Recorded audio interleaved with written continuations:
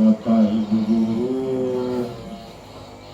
SD 23 Sungai Laur, alhamdulillah puji dan syukur kita panjatkan kepada Allah Subhanahu wa taala yang dimana kita pada pagi hari ini dapat berkumpul bersama dalam rangka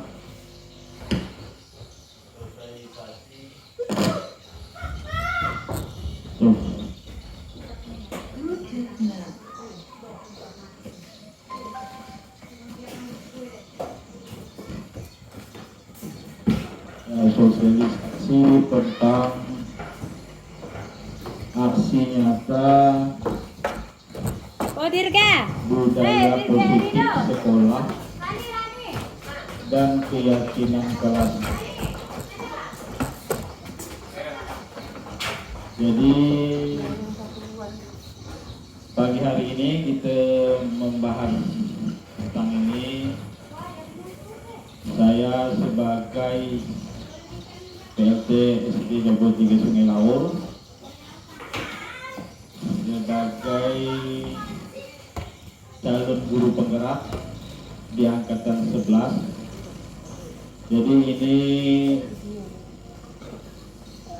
saya menyampaikan ini untuk kita berbagi ilmu dan sekaligus memenuhi tugas saya modul 1.4 tentang budaya positif sekolah dan keyakinan kelas.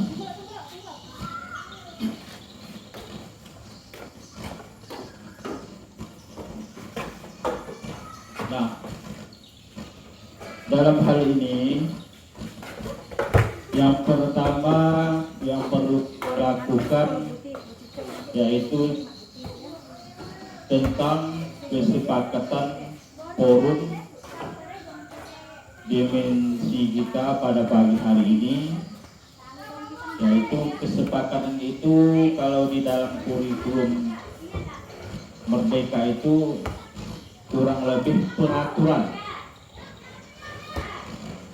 Kesepakatan kalau di dalam kurikulum Merdeka itu kesepakatan, yaitu menghargai siapapun, menjadi pendengar yang baik, yang saat rekan lain bertanya, kemudian izin saat ingin keluar, selanjutnya HP didiamkan saat kegiatan kita berlangsung. Ini kesepakatan kita pada pagi hari ini. Kemudian latar belakang tentang budaya positif. Budaya positif merupakan perwujudan dari nilai-nilai atau keyakinan universal yang diterapkan di sekolah.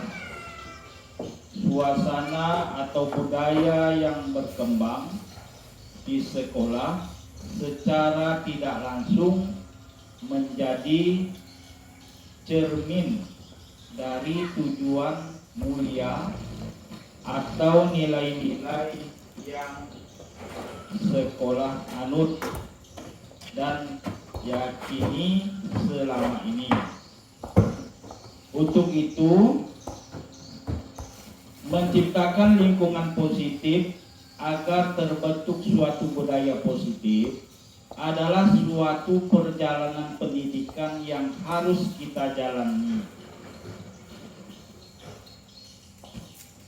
Karena ini merupakan tanggung jawab kita sebagai seorang guru, sebagai seorang pemimpin pembelajaran.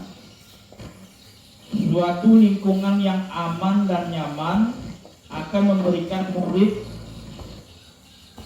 kesempatan dan kebebasan untuk berproses dan belajar hingga mereka mampu menerima dan menyerap suatu pembelajaran. Karenanya sebagai guru harus mampu menciptakan suasana atau lingkungan positif yang sudah tentu berpihak pada murid. Jadi di dalam kurikulum Merdeka ini kita itu berpihak kepada murid atau menghambat kepada murid. Berbeda dengan kurikulum kita yang sebelumnya. Oleh karena itu, bagaimana kita menyikapi tentang keinginan pemerintah, bagaimana kita mengajar itu berpihak kepada murid. Kemudian tujuan aksi nyata pada pagi hari ini yaitu mewujudkan murid yang merdeka dan disiplin yang kuat, menumbuhkan budaya positif di sekolah dengan keyakinan nilai-nilai universal. Nah, ini kedepannya karena kita sudah menjalankan kurikulum Merdeka, mau tidak mau kita bertahap menjalankannya karena sudah keinginan pemerintah. Nah, budaya positif ini kita harus, seorang guru yang baik harus memiliki kemampuan dalam mewujudkan budaya positif di sekolah. Budaya positif tersebut dapat dijalankan dengan menerapkan konsep-konsep inti seperti disiplin positif, motivasi perilaku manusia, keyakinan sekolah atau kelas, kebutuhan dasar manusia, posisi kontrol restitusi, segitiga restitusi. Nah, ini yang akan kita jalankan ke depannya. Apa yang akan kita lakukan di dalam budaya positif. Ini ada 6 kategori yang akan kita laksanakan. Ini sebagai gambaran untuk ke depan kita. Kemudian disiplin positif. Nah, apa sih disiplin positif? Disiplin positif ini merupakan suatu cara penerapan disiplin yang mengajarkan anak bertanggung jawab dan menumbuhkan kesadaran diri berdasarkan nilai-nilai kebajikan. Ini adalah yang dimaksud dengan disiplin positif. Nah, disiplin positif ini lebih ke arah disiplin diri yang dapat mengontrol diri dalam melakukan segala tindakan. Kemudian disiplin diri dapat membuat murid memahami dan menyadari berdasarkan motivasi internal, bukan akibat paksaan, ujian atau hukuman. Nah, ini yang perlu kita telaah. Kita memberikan motivasi kepada siswa. Dengan motivasi itu bukan berakibat atau memberikan paksaan kepada siswa tersebut, kemudian memberikan pujian ataupun memberikan hukuman, sehingga bisa berjalan dengan disiplin positif ini.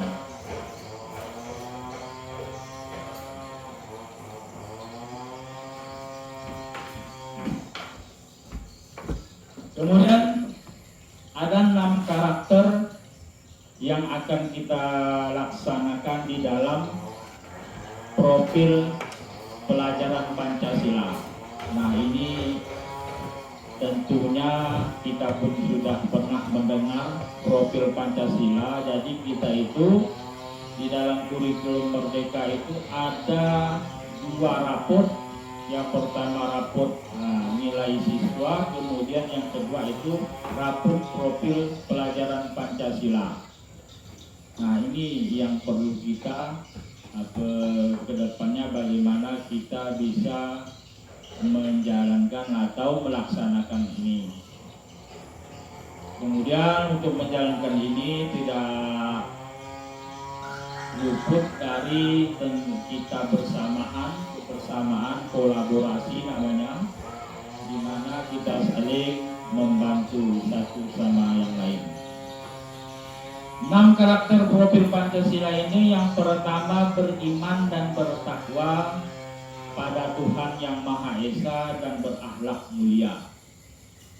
Kemudian yang kedua, berkemerdekaan global. Yang ketiga, gotong royong. Yang keempat, mandiri. Yang lima, kreatif. 6, bernalar tipis. Nah, jadi dari 6 ini yang kita ambil di dalam Dapodik itu kebenekaan dan wira swasta. Kemarin saya mengisi di dalam Dapodik itu, kita mengambil 2 karena pelajarannya ada 2 jam, 1 jam itu kebenekaan, larinya itu beriman dan bertakwa kepada Tuhan Yang Maha Esa. Kemudian kewirausahaan itu mandiri. Jadi nanti itu ada praktik lah tentang profil Pancasila ini.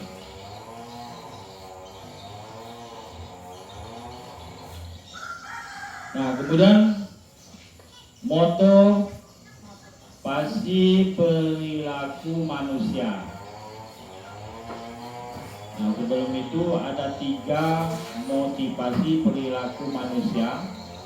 Ini yang perlu kita ketahui, bagaimana kita bisa menilai kepada siswa kita. Yang pertama, untuk menghindari ketidaknyamanan dan hukuman. Nah, kedua, untuk mendapatkan imbalan atau penghargaan dari orang lain. Yang ketiga, untuk menjadikan orang yang mereka inginkan dan menghargai diri sendiri dengan nilai-nilai yang mereka percaya. Dari motivasi perilaku manusia ini dapatlah kita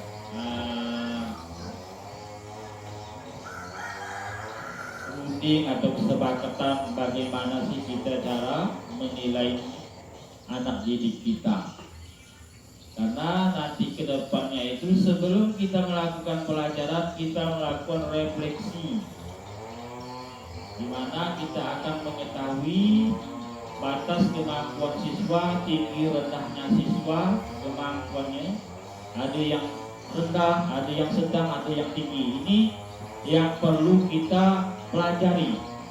Dari refleksi itu barulah kita bisa menyimpulkan, memberikan suatu materi kepada siswa. Kemudian, keyakinan sekolah atau kelas. Kelas ini kita buat, yaitu antara guru kelas sama muridnya. Kalau dulu itu peraturan sekolah, kalau sekarang keyakinan sekolah atau kelas. Namun membuat keyakinan kelas ini tidak bisa kita menentukan sendiri, tetapi siswa tersebut yang menentukannya. Seperti kita melakukan visi sekolah kemarin. Jadi kita memberikan kertas kepada siswa tersebut, menuliskan apa keinginannya, suruh dia tulis. Nah, dari beberapa kertas yang kita kumpulkan itu, jadilah nanti kita simpulkan suatu keyakinan kelas atau peraturan. Guru berperan dalam mewujudkan terbentuknya keyakinan sekolah atau kelas dengan adanya kesepakatan antara guru dan murid. Nah, ini yang kita lakukan ke depannya. Siswa itu membuat peraturan sendiri, sehingga kalau dia melanggar, nah dia yang membuat peraturan tersebut. Jadi kalau dulu kita buat peraturan itu kesepakatan sekolah saja, guru, kepala sekolah, komite, wali murid. Nah, sekarang itu dari murid sendiri. Ini perbedaan kurikulum Merdeka. Kemudian keyakinan sekolah atau kelas berupa pernyataan-pernyataan universal yang mudah diingat dan dipahami dan harus diterapkan di lingkungan sekolah. Jadi misalkan kita menyuruh siswa itu membuat keyakinan kelas itu tidak boleh ngomong ketika jam pelajaran. Nah, ditulis kan di buku itu, tempel. Ada lagi, harus sering masuk kelas pada tepat waktunya misalkan. Nah, dialah yang membuat peraturan tersebut. Kita tinggal mewadahi. Ini perbedaan kurikulum Merdeka. Nah, keyakinan kelas, setiap tindakan atau perilaku yang kita lakukan di dalam kelas dapat menentukan terciptanya sebuah lingkungan positif. Perilaku warga kelas tersebut menjadi sebuah kebiasaan yang di akhirnya membentuk sebuah budaya positif. Dalam mewujudkan perilaku warga sekolah yang memiliki budaya positif, hal pertama perlu kita ciptakan dan disepakati adalah membuat keyakinan atau prinsip-prinsip dasar bersama di antara para warga kelas untuk mendapatkan nilai-nilai kebajikan yang disepakati bersama. Mengapa keyakinan kelas? Mengapa tidak peraturan kelas saja? Nah, jawabannya adalah suatu keyakinan akan lebih memotivasi seseorang dari dalam atau memotivasi secara intrinsik. Seseorang akan lebih tergerak dan bersemangat untuk menjalankan keyakinannya daripada hanya sekedar mengikuti serangkaian peraturan yang mengatur mereka harus berlaku begini atau begitu, yang membuat ketidaknyamanan dan keterpaksaan. Nah, ini yang kita pahami tentang keyakinan kelas. Ada suatu pertanyaan, mengapa tidak kelas saja, mengapa diubah menjadi kelas? Nah, itu artinya. Berikut adalah cara membuat keyakinan kelas. Membuat keyakinan kelas, ya, yang pertama itu membuat keyakinan kelas. Keyakinan kelas hendaklah bersifat lebih abstrak. Kemudian keyakinan kelas dituliskan berupa pernyataan-pernyataan universal. Pernyataan keyakinan kelas senantiasa dibuat dalam bentuk positif. Keyakinan kelas hendaknya tidak terlalu banyak sehingga mudah diingat dan dipahami oleh semua warga kelas. Keyakinan kelas sebaiknya sesuatu yang dapat diterapkan di lingkungan. sesuai dengan kondisinya. Semua warga kelas hendaknya ikut berkontribusi dalam pembuatan keyakinan kelas lewat kegiatan curhat pendapat. Bersedia meninjau kembali keyakinan kelas dari waktu ke waktu. Nah, jadi peraturan kelas itu, keyakinan kelas itu dibuat sama antara wali kelas sama siswa. Kalau siswanya banyak masih ada, kalau kelasnya satu udah susah. Tapi kalau siswa 5 atau 4 masih bisa kita buat keyakinan kelas. Nah, ketika siswa itu melanggar keyakinan kelasnya, nah kita panggil. Karena keyakinan kelas atau peraturan itu sudah disepakati bersama siswa kita yang membuatnya. Keyakinan sekolah atau kelas. Keyakinan sekolah, disiplin misalkan. Nah, disiplin ini terdiri datang tepat waktu di sekolah. Ini kalau kita membuatkan apa nanti keyakinan kelas kita nanti itu, misalnya kalau kita membuat disiplin. Kemudian mengerjakan tugas tepat waktu, mengikuti kegiatan upacara jika tidak ada halangan. Kemudian memakai seragam sesuai jadwal, menggunakan kata-kata sopan. Ini kedisiplinan. Religius. Kalau religius ini mengucapkan salam ketika masuk atau keluar kelas, membaca juz amma di awal pembelajaran, berdoa sebelum dan sesudah kegiatan pembelajaran. Kemudian peduli lingkungan, melakukan piket kebersihan sesuai jadwal, mengikuti kebersihan sekolah, membuang sampah pada tempatnya,